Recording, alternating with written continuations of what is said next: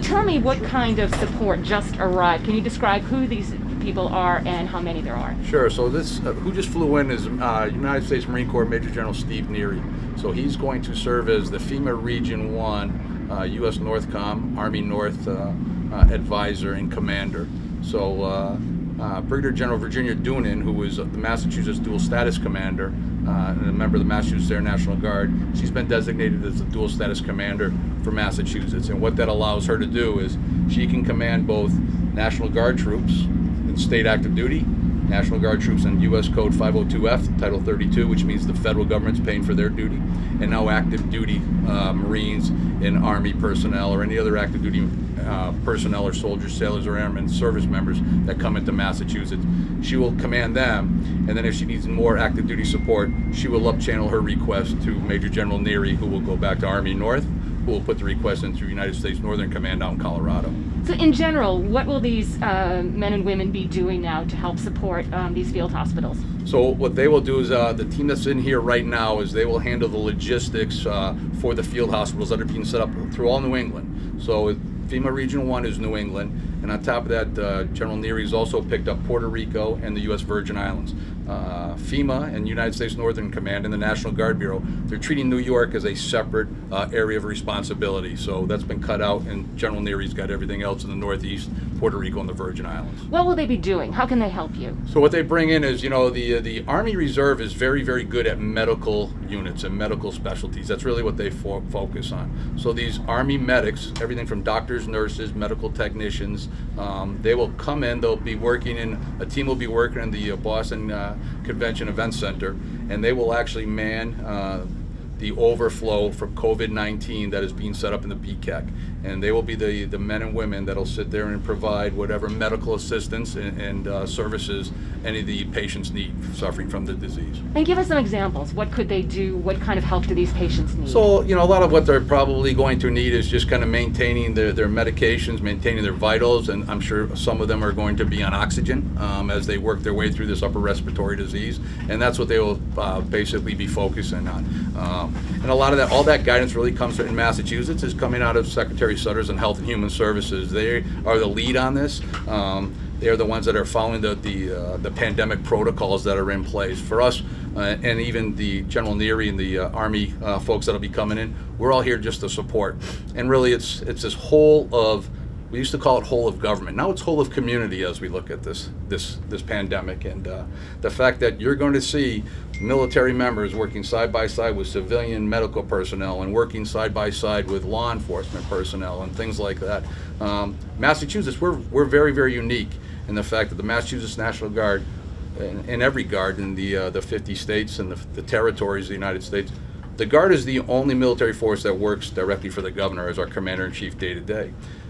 What's interesting about this national emergency, a lot of people need to understand, is we're sovereign states, and the president has relied on the sovereign states and their leaders, our governor, Governor Baker, to run this emergency. And by doing that, we're allowed to kind of go ahead and whatever the governor asks us to do, we do. We're doing everything from law enforcement to logistics to medical support to decontamination to cyber. There's a lot we've got going on. And these folks will kind of come right in along with us, and they'll be part of one team, one fight. So you're going to see a lot of different uniforms. You're going to see a lot of different civilian clothes. Like we like to say, when we tell people all the time, when the governor sends us into your neighborhood, things are going to get better because the Guard's here. What we're really telling everybody now is, hey, we're all in this together.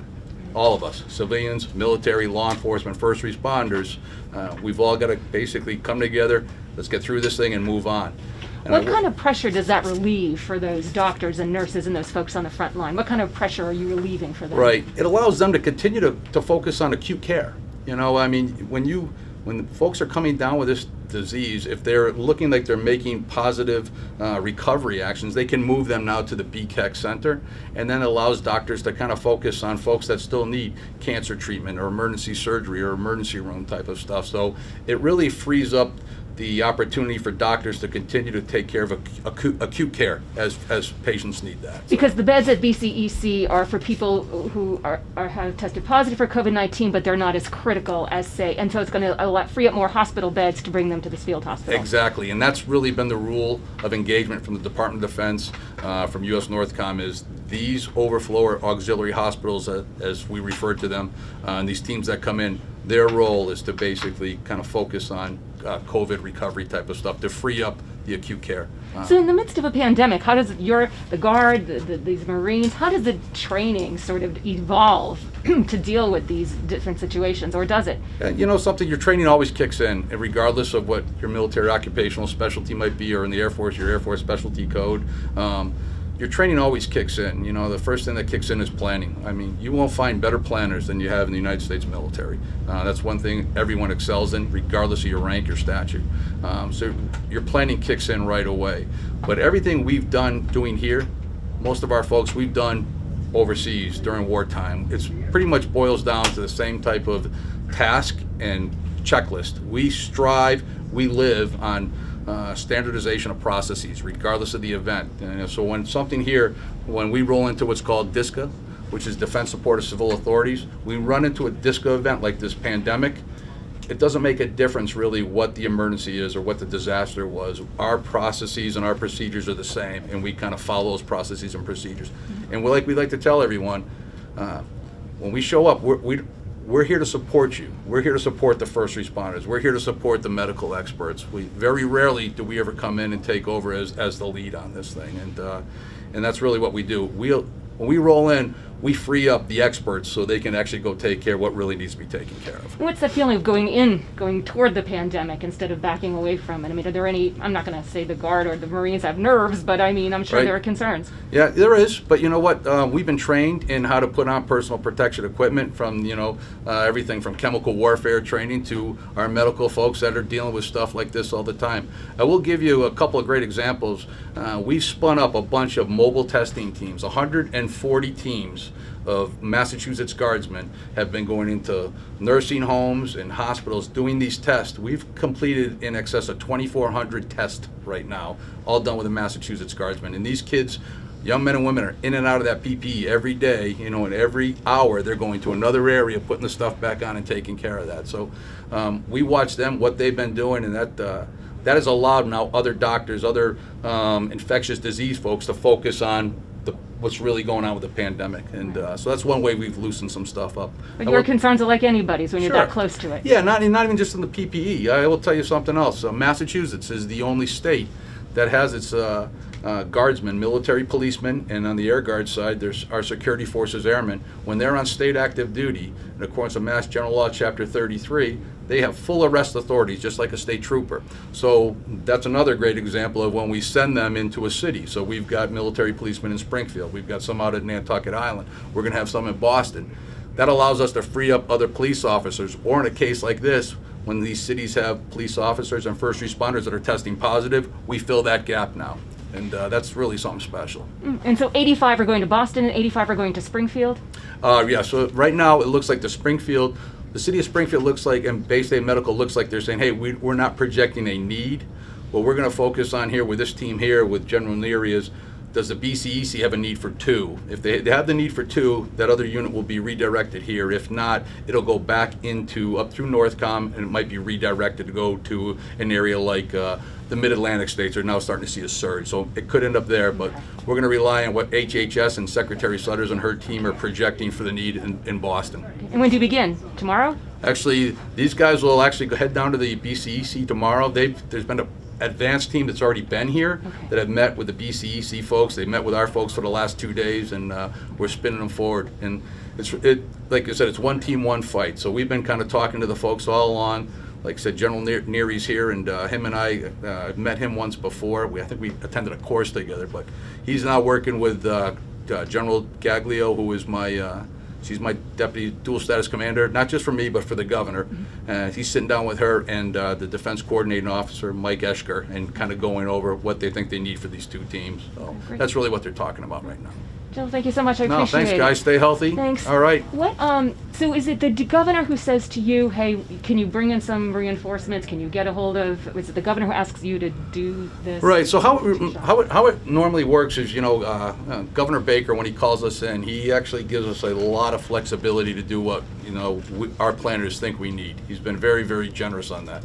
And then we will give him a plan and it will go up. Okay. And when we get to the point, like on this one, we knew it was a medical emergency, or the pandemic.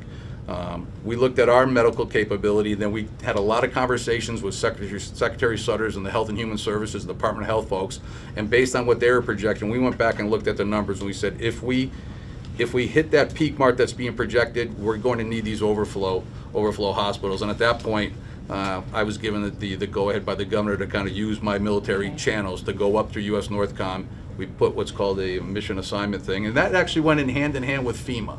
So and it's because we knew we were hitting the peak starting perhaps today, and right. that's why you stepped it up Yeah, today. that's what they were projecting, and like you're right, the peak is supposed to start today and into next week. Okay.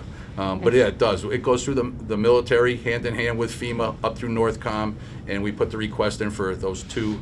So is it accurate to say the Massachusetts National Guard called in these reinforcements, or the governor called in these reinforcements? Actually, it's basically it's the governor. The governor through us basically said, "Hey, we'll do what we need to do. Let's do what's right. Okay. Let's he always says, let's make sure we're protecting the citizens of the Commonwealth, preserve life and protect property, and do the right things. Those are the three things he always says to me. Okay, all right. Major General Steve Neary, in support of U.S. Northern Command out of Colorado Springs, and in support of Army North, which is out of Texas, I was assigned to come up here from Camp Lejeune, North Carolina.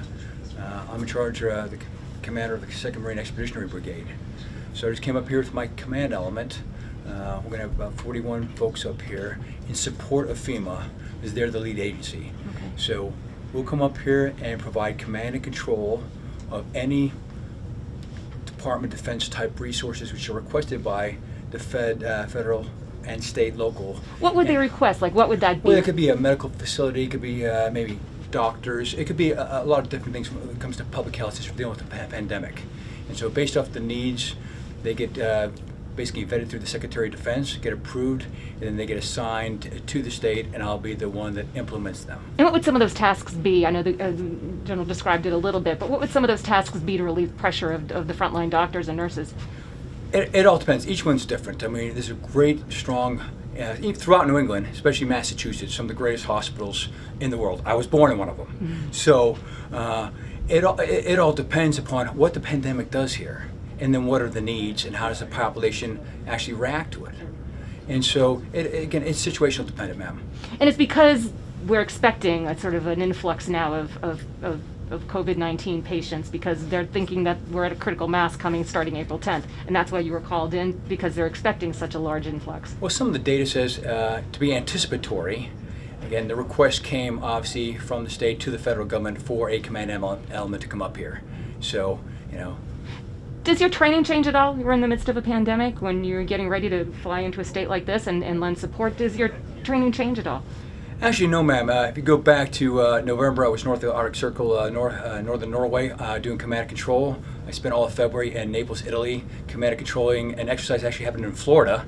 So I do long-range command and control of whether it's anything from defense support of civil authorities, something like this, which we call a discommission, all the way to full combat. So have you been in other areas already where the pandemic has hit? I have not. Okay. I've done things like this before in Haiti, obviously during Tomodachi in Japan, and also in the Philippines throughout my career when there's been a typhoon or a natural disaster.